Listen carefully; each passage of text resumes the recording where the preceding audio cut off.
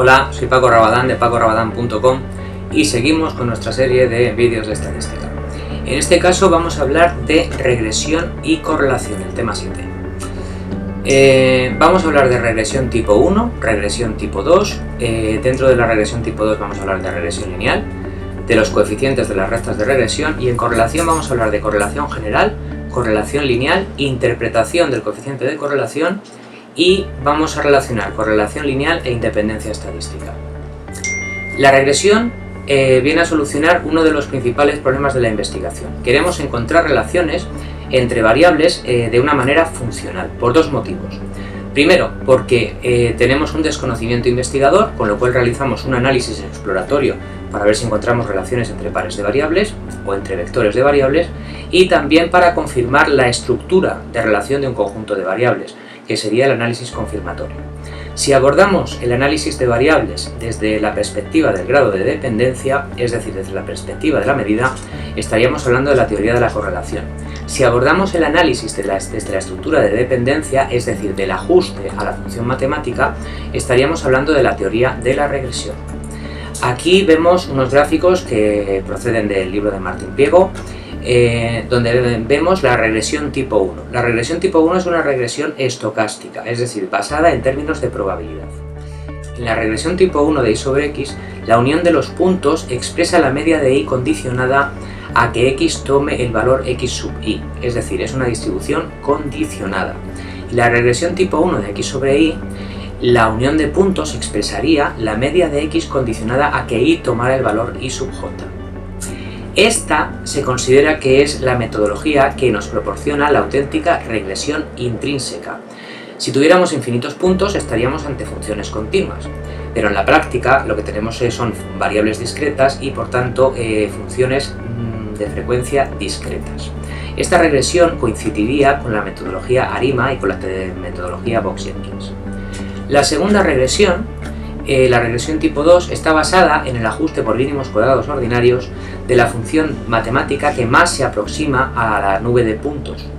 En la regresión tipo 2 de y sobre x minimizaríamos los errores que cometeríamos al estimar y con información de x, es decir, minimizaríamos el doble sumatorio y sub j menos su media al cuadrado por la frecuencia conjunta. La regresión tipo 2 de x sobre y minimizaría los errores que cometemos al estimar x en función de y coincidiría con minimizar el doble sumatorio de x sub y menos su media al cuadrado por la frecuencia conjunta.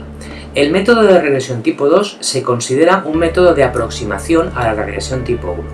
Nos proporciona una función continua. Es el método más habitual. El grado de ajuste será tanto mejor en la medida en que la curva se ajuste a la nube de puntos. Y mientras en la regresión tipo 1 no seleccionamos ningún tipo de curva, en la regresión tipo 2 sería el primer paso para realizar una estimación.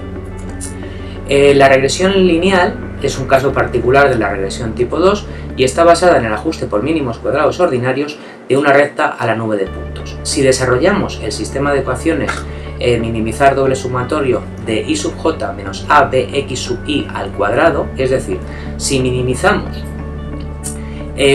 los valores teóricos de la recta respecto de los valores observados, obtenemos un sistema de ecuaciones que tenemos aquí a la derecha.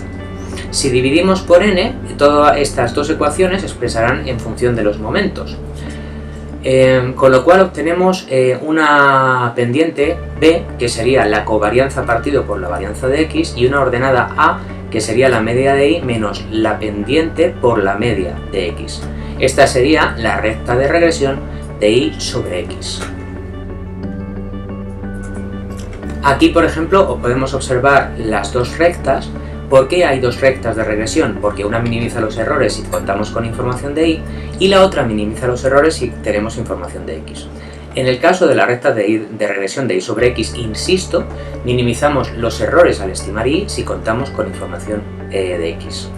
La fórmula mnemotécnica más sencilla, las que vienen en rojo en la parte de abajo, el valor estimado de y menos su media es igual a la covarianza partido por la varianza de x por el producto de la diferencia x sub y menos su media.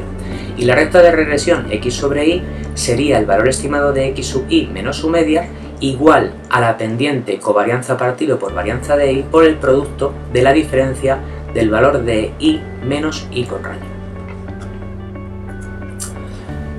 Como comentaba, hay dos rectas de regresión porque minimizan errores distintos. Las propiedades más importantes de estas rectas de regresión son las siguientes. La primera es que ambas rectas interseccionan o cortan en el par x con raya y con raya. Entonces basta conformar un sistema de ecuaciones con ambas rectas para detectar el valor de x con raya e y con raya. Y la segunda propiedad importante es que si multiplicamos la pendiente de y sobre x, de la recta de regresión de y sobre x, por la pendiente de la recta de regresión de x sobre y, obtenemos el coeficiente de determinación. Observamos cómo la pendiente coincide con la tangente que formaría la recta con el eje x. Entonces, la pendiente podemos observarla como el cociente incremento de la variable y entre el incremento de la variable x. Y nos mide la tasa de crecimiento de y para variaciones de x. Y en la recta de regresión de x sobre y lo interpretaríamos de manera similar. Coeficientes de las rectas de regresión, vamos a analizar la covarianza. La covarianza es la suma de todos los productos cruzados de x sub i menos x con raya o x sub i menos su media por i sub j menos i con raya o i sub j menos su media. Coincide con el momento respecto a la media de orden 1, 1 y debemos fijarnos especialmente en que de la covarianza lo que nos interesa especialmente es el signo.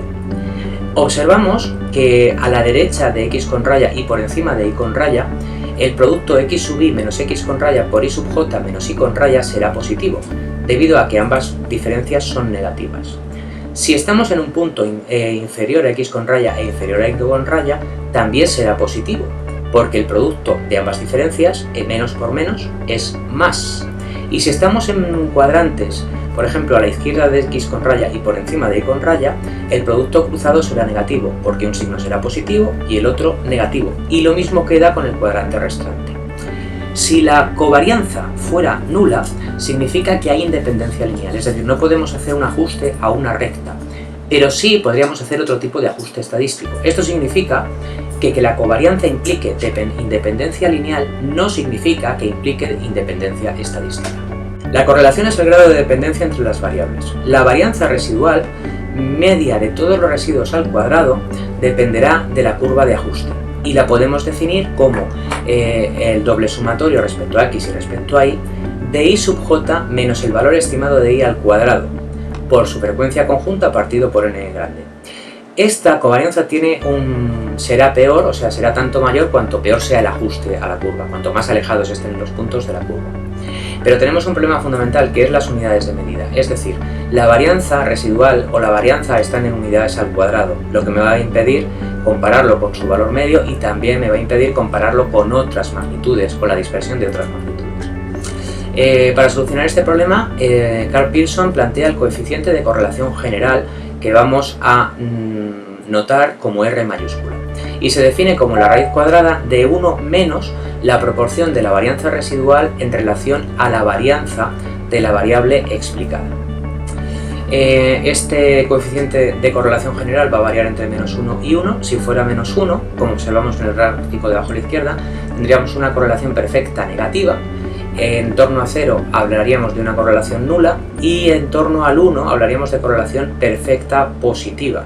Esta es una correlación general, con lo cual no hay un ajuste a una curva. Dependerá del modelo que establezcamos que R tenga un valor o tenga otro. En función del modelo habrá un error. El coeficiente de determinación general de Karl Pearson es el coeficiente de correlación elevado al cuadrado. Y, esto es importante, nos dice el tanto por uno de causas comunes de x e y, es decir, el tanto por uno de causas comunes a la variable que explica y la variable explicada.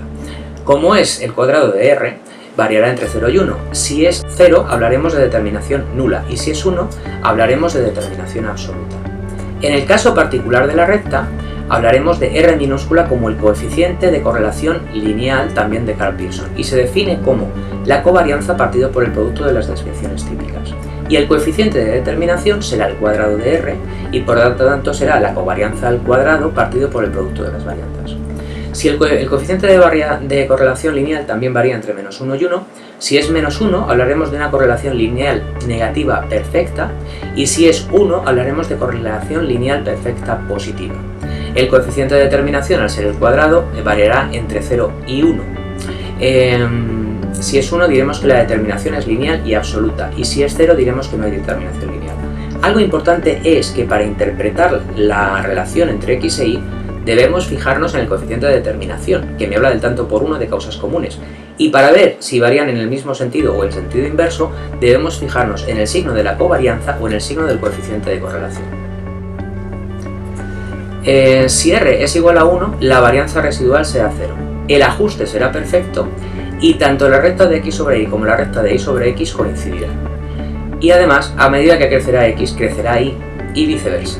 Si r es 0, la varianza residual es máxima, las rectas de regresión x e y sobre x son tangenciales y tendríamos variables ortogonales que coincidirían con su media, como vemos en el gráfico de Martín Pliego de la derecha.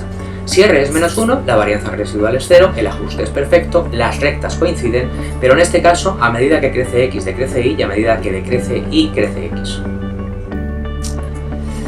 La independencia lineal, es decir, si el coeficiente de correlación es 0, no implica independencia estadística.